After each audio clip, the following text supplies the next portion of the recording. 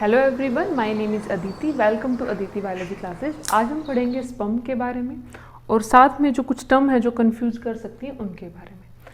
सबसे पहले है स्पर्म। इससे पहले हम स्पर्म की फॉर्मेशन कैसे होती है उसके बारे में पढ़ चुके हैं कि जो स्पर्मेटोजेनेसिस का प्रोसेस है उसके थ्रू स्पर्म बनते हैं और स्पर्मियोजेनेसिस उसके डिफ्रेंशिएशन का प्रोसेस है। तो स्पर्म जो है वो एक्चुअल में क्या है, आपका मेल गैमेट है। इससे पहले जब हमने प्लांट के बारे में डिस्कस किया तो हमने पोलन ग्रेन के बारे में पढ़ा था कि पोलन ग्रेन क्या है, जो प्लांट के मेल गैमेट होते हैं, मतलब जो मेल गैमेट को कैरी करता है और ट्रांसफर करता है उसके जीनोम को नेक्स्ट जनरेशन के लिए। उसी तरीके से हम ह्यूमन की अगर बात करें या मैमल्स की बात करें तो उनमें जो स्पर्म फॉर्मेशन है वो काफ़ी क्रूशियल प्रोसेस है और स्पर्म ही वो आपका स्ट्रक्चर है जो जीनोम को कैरी करता है, हैप्लॉइड जीनोम को, जो हैप्लॉइड स्ट्रक्चर है उसको कैरी करता है किसके लिए, फर्टिलाइजेशन के लिए। तो सिंपल सी बात, जब हमने पोलन ग्रेन का पढ़ा था तो पोलन ग्रेन का स्ट्रक्चर थे नॉन मोटाइल, मतलब उनमें कोई मोटिलिटी प्रेजेंट नहीं होती, उनको किसी कैरियर की रिक्वायरमेंट होती है, क्या जैसे विंड के थ्रू या फिर आपके वाटर के थ्रू या इंसेक्ट के थ्रू। लेकिन जो स्पर्म है वो कैसे हैं आपके, ज़्यादातर कैसे होते हैं, मोटाइल होते हैं। रेड एल्गी वगैरह की बात करें तो उनमें कैसे होते हैं, नॉन मोटाइल। फंगस में भी कैसे होते हैं, ज़्यादातर में नॉन मोटाइल होते हैं। लेकिन जैसे मैमल्स में आपके जो मेनली वर्टिब्रेट्स की टर्म में अगर माना जाए तो रेप्टाइल्स में, मेमिलिया में कैसे होते हैं, आपके मोटाइल स्पर्म ही माने जाते हैं। तो ये जो मोटिलिटी है ये कहाँ से आती है, मोटिलिटी आती है सीलिया और फ्लैजेला से। सीलिया फ्लैजेला आपने पढ़ा होगा, 11th में भी पढ़ा होगा। सीलिया फ्लैजेला क्या है, आपके प्लाज्मा मेम्ब्रेन की मॉडिफिकेशन है, माइक्रोट्यूब्यूल से बने हुए स्ट्रक्चर हैं जो मोटिलिटी प्रोवाइड करते हैं। तो ये जो स्ट्रक्चर है इसको आप फ्लैजेला बोल सकते हो। जो टेल वाला रीजन होता है इसमें वो किसका बना होता है, फ्लैजेला ही होता है, जो मूवमेंट में हेल्प करता है। अब इसका वन बाई वन इसके जो स्ट्रक्चर को डिस्कस करना शुरू करते हैं। तो सबसे पहले है हेड। हेड ये वाला जो रीजन है, एपिकल रीजन जिसको हम बोल सकते हैं। इस रीजन में सबसे टिप पर क्या प्रेजेंट होती है, आपकी प्लाज्मा मेम्ब्रेन, बिल्कुल जो इसको सराउंड करके रखती है। और यहाँ पर नीचे प्रेजेंट होता है एक्रोजोम। एक्रोजोम क्या है, आपके गोल्जी बॉडी की मॉडिफिकेशन है, मतलब आपके जब स्पर्मेटिड बने तो स्पर्मेटिड में धीरे धीरे मॉडिफिकेशन शुरू होता है तो स्पर्म में चेंज होना शुरू होता है। तो जो गोल्जी बॉडी होते हैं वो इस टाइप के एंजाइम बनाना शुरू करते हैं जो आगे जाकर जो आपका ओवा है उसकी जो मेम्ब्रेन है उनको डाइजेस्ट करने में क्या करेंगे, हेल्प करेंगे, उसकी जो भी लेयर होती है।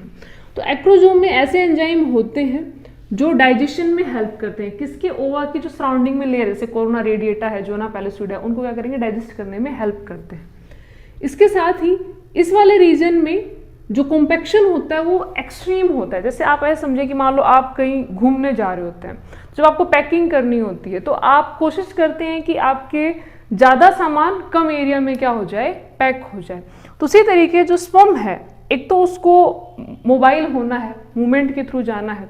फीमेल प्रोडक्ट में क्या करना है, उसको मूवमेंट शो करना है और आगे वो लोकोमोशन के थ्रू, जैसे हम मान सकते हैं मूवमेंट के थ्रू क्या करेगा, आगे ट्रांसफर करेगा। तो एक तो साइज ऐसा होना चाहिए स्ट्रीमलाइन, जैसे स्ट्रीमलाइन मतलब स्विम करके जा सके। साथ में इसमें मटेरियल भी उतना होना चाहिए कि वहाँ पर वो सर्वाइव कर सके, मतलब आपकी जो सेल है उसका स्ट्रक्चर इस टाइप से होना चाहिए कि एनर्जी की एफिशिएंसी मोटिलिटी के लिए क्या हो, ज़्यादा, बाकी ऑर्गेनेली को मेंटेन करने में यूज ज़्यादा ना हो। तो इसके पास जो ज़्यादा मॉडिफाइड फॉर्म में क्या है, एक तो जो आपका एक्रोजोम, एक्रोजोम किससे बना, गोल्जी बॉडी से बना, एंजाइम्स वगैरह के लिए। साथ में जो जेनेटिक मटेरियल है, genetic material highly compact form में होता है, मतलब साइटोप्लाज्म बहुत मिनिमम होता है, क्योंकि जो मेल पार्ट होता है, जो मेल गैमेट हम मान सकते हैं, वो सिर्फ आपके सेंट्रियोल और साथ में न्यूक्लियस के लिए कंट्रीब्यूट करता है, मेल प्रोन्यूक्लियस के लिए, जो मेल का जीनोम है उसके लिए। तो उसमें जो जेनेटिक मटेरियल होता है वो हाईली कॉम्पैक्ट फॉर्म में होता है। तो कॉम्पैक्ट फॉर्म में किया जाएगा तो साइटोप्लाज्म क्या हो जाएगा, काफी रिड्यूस फॉर्म में होगा। यहाँ पर क्या प्रेजेंट होगा, सेंट्रियोल। सेंट्रियोल हम पढ़ते ही हैं, इसकी अरेंजमेंट थोड़ी सी डिफरेंट होती है। सेंट्रियोल का काम फीमेल में आगे क्या करना है, स्पिंडल फाइबर फॉर्मेशन में हेल्प करता है, ये हम आगे फर्टिलाइजेशन में डिस्कस करेंगे पूरा। तो हेड में क्या क्या हो गया आपका, एक्रोजोम, प्लाज्मा मेम्ब्रेन प्रेजेंट है, साथ में हाईली कॉम्पैक्ट फॉर्म में क्या है आपका जेनेटिक मटेरियल जो हैप्लॉइड है, एन फॉर्म में है, क्योंकि किसके थ्रू बना है, मियोसिस के थ्रू बना है। नेक रीजन में क्या प्रेजेंट है, सेंट्रियोल प्रेजेंट है। सेंट्रियोल का जो फंक्शन है, एक तो साथ में मोटिलिटी को कंट्रोल करने के लिए, प्रोवाइड करने के लिए, साथ में आगे जाके ये जो भी आपका स्पिंडल फाइबर बनेंगे, जो भी डिवीजन में हेल्प करेंगे सेल में, उसमें भी क्या करते हैं, रोल प्ले करते हैं। ये जो रीजन इसको नेक बोला जाता है जिसमें प्रेजेंट होता है, ये आपकी प्लाज्मा मेम्ब्रेन की मॉडिफिकेशन, यहाँ पे थोड़ा सा साइटोप्लाज्म भी प्रेजेंट होता है। ये वाला जो रीजन है ये मिडिल पीस बोला जाता है, इसमें काफी सारे माइटोकॉन्ड्रिया प्रेजेंट होते हैं। तो माइटोकॉन्ड्रिया को आपने सुना होगा, energy house of the cell बोला जाता है। तो यहाँ पे माइटोकॉन्ड्रिया का नंबर काफ़ी सारा होता है। तो माइटोकॉन्ड्रिया इतने सारे क्यों रिक्वायर्ड है? सिंपल सा रीजन है, क्योंकि जो स्पर्म है उसको मूवमेंट के लिए जो एनर्जी चाहिए वो किससे मिलेगी? माइटोकॉन्ड्रिया से। माइटोकॉन्ड्रिया उसको एनर्जी दे सकता है। तो माइटोकॉन्ड्रिया जितने ज़्यादा होंगे तो मूवमेंट उतना ही क्या होगा? फास्ट होगा। ये रीजन क्या है? टेल में जो मूवमेंट है वो कैसे होता है? जैसे आपके फ्लैजेला में मूवमेंट होता है, टेल जो है वो इसको आगे प्रोपेल भी करती है और ये अपने एक्सिस पर भी क्या करती है? रोटेट करती है। जैसे एक तो होता है सिंपल ऐसे मूवमेंट होना, एक होता है ऐसे ऐसे रोटेट करते हुए मूवमेंट हो, तो मूवमेंट वो काफ़ी फास्ट होता है। जो भी ऐसे अपने एक्सिस पे रोटेशन है और फिर मूवमेंट, वो रोटेशन क्या होता है? बहुत ही फास्ट और स्टेबिलिटी के साथ होता है। एक पर्टिकुलर लाइन में वो क्या कर सकते हैं? मूव कर सकते हैं। तो ये टेल वाला रीजन है। ये एक्सोनीम प्रेजेंट होती है बीच में। अगर आपने कभी भी 9+2 अरेंजमेंट पढ़ा भी होगा सीलिया फ्लैजेला में, वही अरेंजमेंट होती है उसमें, ये एक्सोनीम होती है। ये वाला पूरा रीजन क्या है? टेल वेरी कर सकती है, अलग अलग स्पीसीज में अलग अलग हो सकती है। ह्यूमन वगैरह में जो पर्टिकुलर टेल है उसका एक साइज सिमिलर होता है, एक जैसा साइज होता है। नेक्स्ट है इसमें, तो आप इसमें क्या याद रखें हमेशा, कॉम्पैक्शन है वो काफी ज्यादा होता है। सेम हम जब भी ट्रिप पर जाते हैं तो पैकिंग क्या करते हैं? काफी एफिशिएंट करते हैं। सेम स्पर्म में पैकिंग क्या होती है? काफी एफिशिएंट होती है। जो एसेंशियल है उन्हीं चीजों को मॉडिफाइड फॉर्म में रखा जाता है। तो प्लाज्मा मेम्ब्रेन जो आपकी ओवर है उसकी लेयर के डाइजेशन के लिए क्या चाहिए? एंजाइम बिल्कुल टिप पर प्रेजेंट है। जो जीनोम है उसको ट्रांसफर करना है वो हाईली कॉम्पैक्ट फॉर्म में है। सेंट्रियोल की रिक्वायरमेंट है आगे स्पिंडल फाइबर बनाने के लिए, एमटीओ से बनाने के लिए। माइटोकॉन्ड्रिया प्रेजेंट है एनर्जी प्रोवाइड करने के लिए, और टेल प्रेजेंट है जो मूवमेंट में क्या करेगी? हेल्प करेगी। तो हेड, नेक, मिडल पीस और टेल, ये इसके रीजन है। नेक्स्ट जो एक्रोसोम है, इसके काफी सारे रोल होते हैं, जैसे फर्टिलाइजेशन में और उसको डिटेल में हम समझ सकते हैं। तो एक्रोसोम के एक्चुअल में गोल्जी बॉडी है, साथ में क्या इसमें डिफरेंट टाइप के एंजाइम प्रेजेंट है जो डाइजेशन में हेल्प करेंगे। साथ में एक प्रोसेस होता है कैपेसिटेशन, जो कहाँ पर होता है? फीमेल आपके रिप्रोडक्टिव ट्रैक्ट में क्या होता है? वो पूरा होता है। तो उसके बारे में आगे डिस्कस करेंगे। आप सिर्फ इतना याद रखें, एक्रोसोम जो एंजाइम टिप पर प्रेजेंट होते हैं और डिसोल्यूशन में क्या करते हैं? ये हेल्प करते हैं। नेक्स्ट प्रोसेस है स्पर्मिएशन। ये वो टर्म है जो आपको एग्जाम में या आपका जो भी मल्टीपल चॉइस क्वेश्चन उसमें क्या कर सकती है? कंफ्यूज कर सकती है। तो स्पर्म का स्ट्रक्चर आपको समझ आ गया होगा, सिंपल सा ही है। तो जो मोटिलिटी है स्पर्म की वो किस पर डिपेंड करती है? फ्लैजेला के मूवमेंट पर, माइटोकॉन्ड्रिया की अमाउंट पर, और साथ में ये किस फॉर्म में प्रेजेंट है। जैसे जो स्पर्म इजैकुलेशन होते हैं उसमें 60% स्पर्म क्या होते हैं? मोटाइल, 40% क्या होता है? नॉन मोटाइल फॉर्म में होते हैं। तो हम इन टर्म्स को समझते हैं सबसे पहले। तो सबसे पहले है स्पर्मेटोजेनेसिस, आप पढ़ चुके हो, स्पर्मियोजेनेसिस पढ़ चुके हो। तो स्पर्मेटोजेनेसिस क्या है? फॉर्मेशन ऑफ स्पर्म, किससे? जो भी आपकी प्राइमोर्डियल जर्म लेयर थी उसमें क्या हुआ? माइटोटिक डिवीजन हुआ, फिर म्यूटिक डिवीजन हुआ। मैंने पढ़ा था ना, एक सेल से आपकी 4 सेल बनी, और फिर उन सेल में जब डिफ्रेंशिएशन हुआ तो उसमें क्या बने? आपके स्पर्मेटोजोआ। स्पर्मेटोजोआ है, फिर हम क्या बोल सकते हैं? उनको स्पर्म्स बोल सकते हैं। तो आपका जब मियोसिस होता है तो क्या बनते हैं आपके पास? स्पर्मेटिड। तो एक स्पर्मेटोगोनिया से 4 स्पर्मेटिड बने, और एक स्पर्मेटिड से क्या बनता है? फिर आगे एक स्पर्म बनता है। ऐसे आप उसको याद रखिए।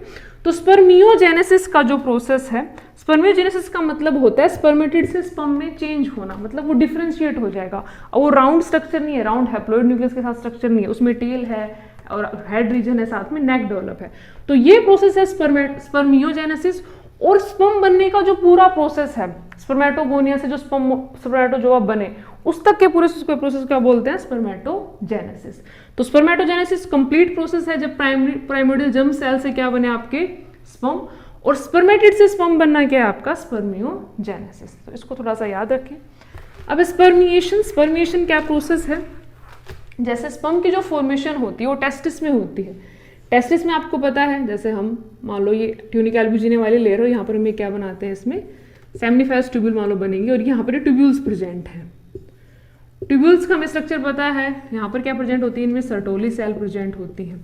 तो हमने ऐसा ही तो बनाया था कि ट्यूब को आप कट करोगे तो यहाँ पे ल्यूमेन है, ये सर्टोली सेल है, सर्टोली सेल पे वो सारे एक साथ साइटोप्लाज्मिक ब्रिज के थ्रू जाते हैं। तो जब सर्टोली सेल से इनका ट्रांसफर ल्यूमन में होता है, स्पर्मेट जो आपके सेमिनिफेरस ट्यूब्यूल के ल्यूमन में, उस प्रोसेस को क्या बोलते हैं? स्पर्मिएशन। मतलब जब स्पर्म सर्टोली सेल को छोड़ देते हैं, कंप्लीट डिफरेंशिएट हो चुके हैं, अब कहाँ पर जाएंगे? वो आपके सर्टोली सेल के सेमिनिफेरस ट्यूब्यूल के ल्यूमन में। तो वो प्रोसेस क्या है आपका? स्पर्मिएशन। मतलब सर्टोली सेल से कहाँ ट्रांसफर होना, मतलब आप ऐसे मानो कि वो साइटोप्लाज्मिक ब्रिज के साथ अपनी एक पहाड़ी नुमा सर्टोली सेल पर जाते जा रहे हैं और लास्ट में कहाँ पर पहुंच गए? ल्यूमन में पहुंच गए। तो वो प्रोसेस क्या है? स्पर्मिएशन। सेमिनेशन क्या है? जब आपके स्पर्म कहाँ पर ट्रांसफर हो जाते हैं? एपिडिडमस रीजन में, मतलब टेस्टिस को जब वो छोड़ देते हैं, एपिडिडमस रीजन से आगे जब वासा डिफरेंस वाले रीजन में जाने लग रहे हैं, तो वो प्रोसेस क्या है? सेमिनेशन। जब वो टेस्टिस से ट्रांसफर हो जाते हैं तो वो रीजन क्या हो गया आपका, सॉरी, वो प्रोसेस क्या हो गया? सेमिनेशन। फिर इजैकुलेशन, जब वो मेल बॉडी से बाहर आ जाते हैं उस प्रोसेस को क्या बोलते हैं? इजैकुलेशन। और मेल बॉडी से जब वो फीमेल बॉडी में ट्रांसफर किए जाते हैं उस प्रोसेस को क्या बोला जाता है? इनसेमिनेशन। ये प्रोसेस मैंने आपको बता दिया। स्पर्मेटिड क्या है? आपकी अनडिफरेंशिएटेड फॉर्म। स्पर्मेटोजोवा क्या है? आपके स्पर्म जो डिफरेंशिएशन के बाद स्पर्मियोजेनेसिस की प्रोसेस के थ्रू बनते हैं। मेल रिप्रोडक्टिव सिस्टम में आपको जो पॉइंट याद रखना एग्जाम पॉइंट ऑफ व्यू से, एक तो स्पर्म का स्ट्रक्चर, साथ में जो स्पर्मेटोजेनेसिस का प्रोसेस है, गैमेटोजेनेसिस का जो प्रोसेस है वो, उसमें जो डिफरेंट टर्म है, स्पर्मियोजेनेसिस, स्पर्मेटिड क्या होते हैं, स्पर्मेटोजोवा क्या होते हैं, और स्पर्मिएशन क्या है, सेमिनेशन क्या है, इनसेमिनेशन क्या, इजैकुलेशन क्या है, ये पॉइंट आपको याद होने चाहिए। इन्हीं से रिलेटेड क्वेश्चन में ऑप्शन में दे देते हैं तो कभी कभी क्या करती है टर्म कंफ्यूज कर सकती हैं।